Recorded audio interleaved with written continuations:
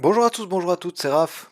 Bonsoir plutôt, nous sommes le 16 novembre 2021 et puis voilà, on va faire la petite vidéo habituelle maintenant sur mes trades du jour. Là je suis assez régulier parce que j'ai un peu de temps, hein, mais je pourrais peut-être pas en faire tous les jours, mais enfin bref, ça on verra à l'avenir. Euh, Maintenant aujourd'hui, alors on va commencer par le DAX parce que le DAX, j'ai pas été bon, honnêtement. Alors il faut aussi savoir analyser les trades quand on n'a pas été bon. J'ai fait que 7 points, hein, j'ai fait un petit scalp, on va analyser tout ça ensemble. Mais maintenant pour le contexte. Alors le contexte, bon, il était très haussier, hein, comme je vous ai dit hier. On ouvre à nouveau aujourd'hui au-dessus du plus haut du jour précédent, donc en dehors du range de la veille, donc ce qui nous implique un déséquilibre, d'accord? Déséquilibre, très souvent, ce sont des open qui, alors, soit on réintègre violemment le range, et puis les vendeurs ou les acheteurs, hein, dépend de quel côté il est le déséquilibre, nous disent non, non, non, non, on veut pas de ce déséquilibre.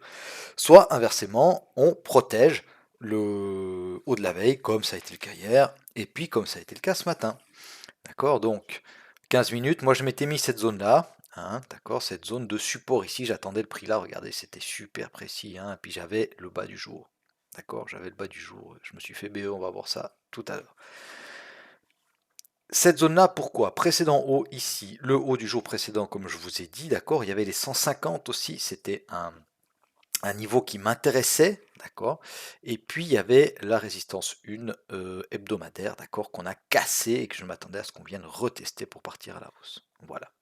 Mais comme le cours ne fait pas toujours exactement ce qu'on a envie, on va regarder ce qui s'est passé. Alors, hop, on va se mettre comme ça. Ok. Alors, premier achat, déjà c'était pas un achat excellent, mais ça se tentait, hein. Je n'ai pas de regret sur celui-là. Ça se tentait, voilà. Donc je note, hein, mon open cash ici, d'accord, donc on a ouvert à 16 165, on est parti directement et fortement à la hausse. Alors j'ai un peu tardé pour acheter, puis je me suis dit, on a cassé les précédents hauts, on va y aller, on va partir, ça va partir comme une fusée, et puis voilà, un peu de FOMO sur ce coup-là. Mais voilà, j'avais un stop ici, hein, sous le test de VWAP là, d'accord, donc cette mèche ici, on voit bien qu'il y a des acheteurs qui sont rentrés fortement ici. Et puis j'ai patienté, j'étais très très sous, enfin j'étais tout le long négatif, hein. Et puis là, quand on a cassé ces précédents hauts ici, je me suis mis à BE, et puis je me suis fait BE.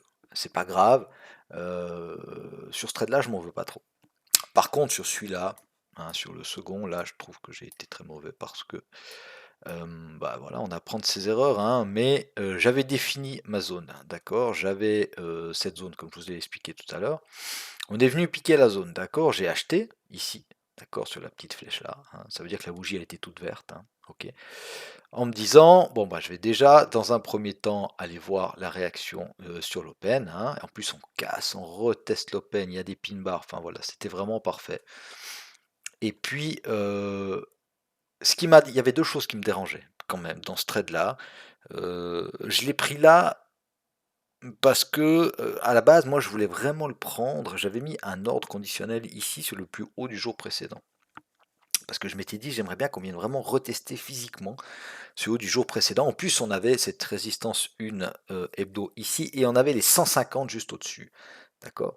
Donc voilà, moi j'attendais au moins une zone entre 145 et 150, hein. Je l'ai mis ça sur le Discord ce matin. Et puis regardez la bougie la plus basse, elle a fait 151. Bon, je suis rentré là, c'est parti assez rapidement, j'ai eu un tout petit peu de redone mais pas grand chose, c'est parti assez rapidement dans mon sens.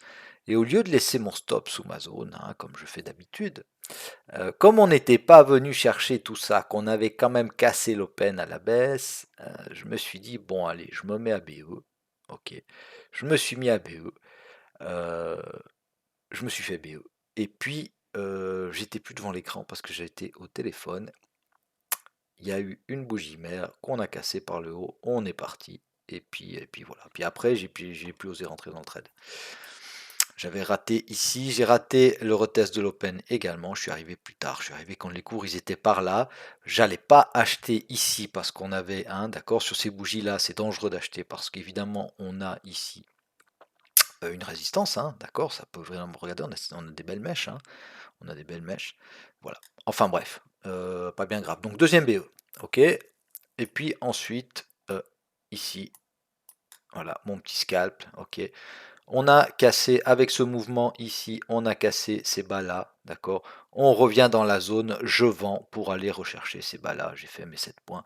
Donc, moi, ce qui était important avec ce trade-là, c'était surtout de couvrir les frais de ces deux trades-là. Ça a été fait, plus un petit bonus. Voilà, donc c'est pas grand-chose, hein. Vous savez que mon objectif journalier sur le DAX, c'est 20 points.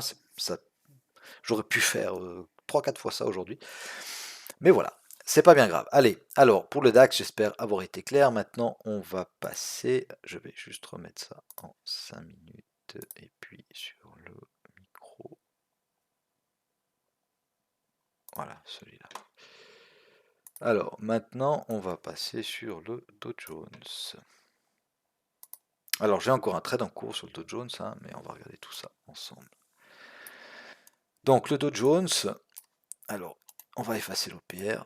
Voilà, comme ça on voit plus clairement. On va regarder ici sur le, allez,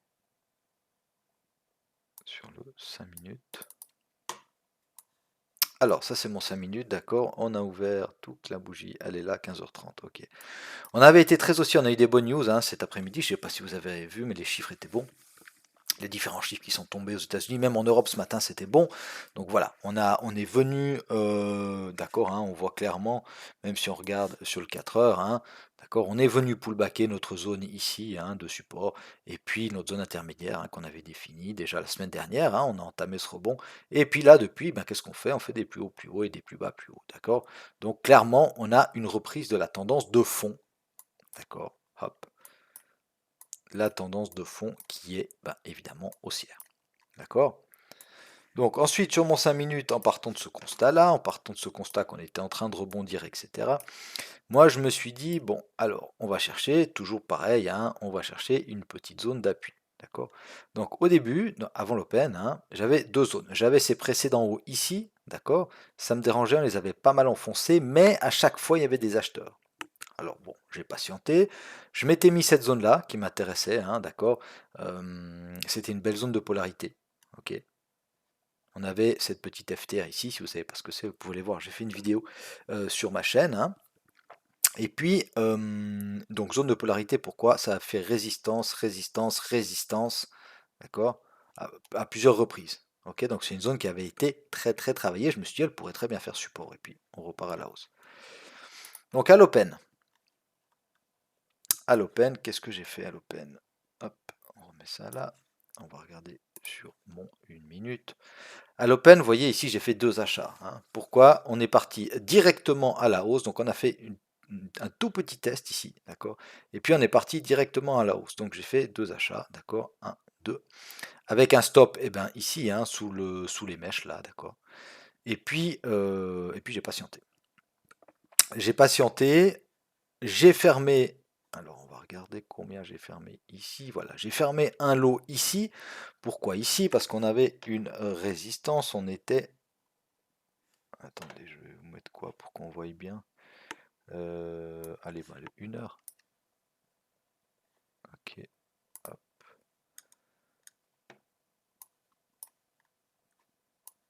Non, là on voit rien, là on voit rien. Alors on va fermer ça. On était dans cette résistance ici, d'accord?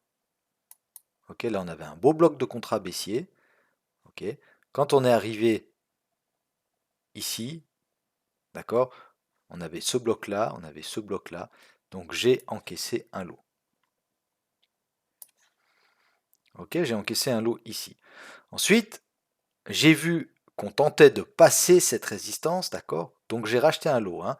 Donc si vous voulez, j'en ai acheté deux ici, d'accord? J'en ai encaissé un ici, j'en ai racheté un ici, donc ça a fait remonter mon PRU à peu près sous ces plus bas ici, d'accord? Et je les ai revendus, les deux que j'avais achetés là, je les ai revendus ici, d'accord? Parce que, alors ici, hein, précisément, voilà, sur cette petite flèche verte ici, d'accord? Parce que j'ai vu, bah voilà, sur le moment, il y avait une réaction baissière, et puis du coup j'ai vendu. Bon, j'ai pris une partie du mouvement, évidemment pas tout le mouvement, hein, mais j'étais bien rentré. J'aurais pu laisser courir encore un dernier lot, mais je m'attendais à un petit retour. Voilà. Donc maintenant, pour la suite, on va mettre l'OPR parce que c'est important. Donc l'OPR, hop, il est en jaune. hop, il est là, donc 15h30 c'est là, et l'OPR il est comme ça. Voilà. On casse l'OPR, d'accord, et on revient dans l'OPR. Donc à partir du moment moi où on revient alors j'ai été tenté d'acheter le dessus de l'OPR, je l'ai pas fait, j'ai patienté, j'ai eu raison. Euh, à partir du moment où on revient où on l'a cassé, disons, que la tendance de fond elle est haussière, moi si on revient dans l'OPR, je cherche à faire quoi? Pas à vendre pour aller chercher le bas de l'OPR, non, à acheter pour reprendre la tendance de fond. D'accord? Ça c'était mon but. Donc j'ai patienté. Ok, j'avais une zone ici. D'accord, j'avais une zone comme ça. On va les effacer, parce que sinon on verra déjà que faut être habitué pour réussir à lire mon graphe, mais là, voilà. Donc j'avais cette zone ici, hein, d'accord? J'avais une zone, on était venu rechercher, etc. Ça nous avait permis de casser ces plus hauts et de casser l'OPR. Donc je me suis dit, là, ça pourrait être intéressant. Ok? Donc j'ai acheté une première fois ici. Là, j'avais un stop large, hein, j'avais un stop sous l'OPR. Sous l'OPR et sous l'open. Ok. C'est parti dans un premier temps dans le bon sens. Ensuite, ça s'est retourné. Ici, j'ai racheté. D'accord? Parce que là, j'avais ma deuxième zone. Ah oui, ici, il y avait une chose, il y avait cette zone-là, et puis, de mémoire, il y avait aussi, ça, faites-le aussi, ça peut être sympa, les 61 bits, je pense qu'il y avait, hop, ouais, il y avait les 61 bits, hein, d'accord? Du Fibo. Donc faites-le, le mouvement de l'OPR, d'accord? Quand on est dans une tendance, qu'elle soit haussière ou baissière, si on casse l'OPR dans le sens de la tendance de fond, et puis qu'on revient dans l'OPR, les 61.8 très souvent réagissent bien. Bon là en l'occurrence on les a enfoncés, donc c'est le mauvais exemple, mais c'est une des raisons qui m'ont fait acheter ici. D'accord, j'avais la zone plus les 61.8. Voilà, ça c'est pour la petite histoire. Ensuite ici, d'accord, là j'avais une zone forte parce que j'avais le pivot hebdo, d'accord, j'avais une zone au market profile, donc la VH, la value area high de la veille. Il y avait les 36 100, d'accord. Et puis, il y avait le VWAP. Vous savez que j'aime bien trader avec VWAP. Donc là, j'ai acheté 3 lots, sauf erreur. Ah non, un seul. Ah non, j'en avais acheté 3 ici, pardon. Exact. J'en avais acheté 3 là, d'accord, et j'en ai rajouté un ici. Ok. Donc, vous voyez, mon PRU, il est passé de là, hop, il a baissé jusque là. D'accord. Et puis, alors j'avais tous mes lots, je liquidais mes 4 lots sous l'OPR si on cassait l'OPR à la baisse. Hein. D'accord. Ça, il faut être capable de le faire, hein, parce que il faut pas se dire ouais mais il y a encore la zone là, peut-être qu'elle va rebondir, ouais mais bon elle casse, tant pis, il y a encore la zone là, parce que ça va pas. Hein. Il faut vraiment voilà.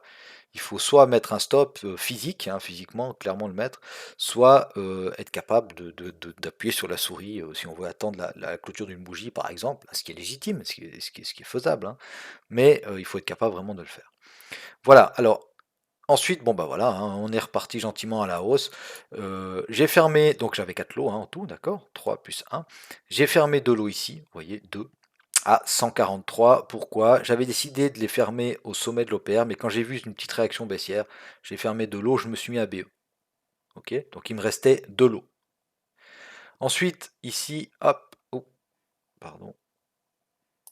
Ici, j'ai repris un TP, donc là j'avais mis un TP, hein, sur les 200, d'accord? Donc en fait c'est à 195. Pourquoi? Parce que je me mets toujours 5 points en dessous des 200 pour éviter la fausse touche. Ok. Et puis mon dernier TP, donc là j'ai encaissé 3 contrats en tout, et puis mon dernier contrat, je l'encaisserai sur les 360. Alors ça peut paraître loin, hein, d'accord, ça fait 240 points, ça peut paraître loin, mais quand on regarde finalement le Dow Jones comme il est actuellement, on rebondit sur cette zone-là. Si on bloque pas sur cette zone, ici attention, hein, parce que là on a déjà eu la réaction. Hein, d'accord, on a déjà eu la réaction de ce bloc de contrat, d'accord, ça a l'air de vouloir racheter, d'accord. Donc moi je vise quoi? Bah regardez, tout simplement, hop, je vise les zones que je vous donne le week-end. Hein, d'accord. Donc je vise juste un peu avant la zone 1 au cas où il y a une petite réaction. Mais voilà, on rebondit de la zone intermédiaire. Alors je suis rentré un peu tard, hein, ceux qui sont rentrés ici en bas, tant mieux, c'est cool, gardez le trade et essayez d'aller chercher cette zone 1. Moi je vais tenter avec celui-là. Si je me fais BE, c'est pas grave, j'ai fait une belle journée, hein. Vous voyez là j'en suis à 366 points à peu près. Bon, faut enlever les 88 hein, au cas où je me fais BE, mais ça fait quand même plus de 250 points, donc c'est top. Voilà. ce que je pouvais vous dire, sur mon trading du jour. Et j'espère que, j'ai été clair. Si c'est pas le cas, mettez-moi des petits commentaires, il y a pas de problème. Je tâcherai de m'améliorer, hein, c'est nouveau pour moi aussi ces vidéos. Donc, on va essayer de faire, voilà, de faire de mieux en mieux. Si vous avez des questions, posez-les-moi, je vous y répondrai, hein, dès que j'ai du temps. Et puis, bah, je vous tiendrai au courant dans mes prochaines vidéos de l'évolution de ce trade ici. Ah oui, encore une chose, si on casse ces plus hauts là, si on casse cette zone-là et cette zone-là, probablement que je tenterai de consolider mon trade. D'accord? Parce que vous savez que si j'achète ici, hop, mon PRU il va remonter. D'accord? Et je serai toujours ABE, mais avec de l'eau, mais avec un BE plus proche du prix. Donc on verra, je vous tiendrai au courant de l'évolution de ce trade. Voilà, je vous remercie tous et toutes de m'avoir regardé. Et puis n'hésitez pas évidemment à mettre un petit like pour m'encourager à continuer ces vidéos. Et puis un petit commentaire, pourquoi pas. Je remercie à ceux qui me font régulièrement des commentaires d'ailleurs. Et puis partagez ma chaîne. Merci beaucoup, belle soirée, ciao ciao.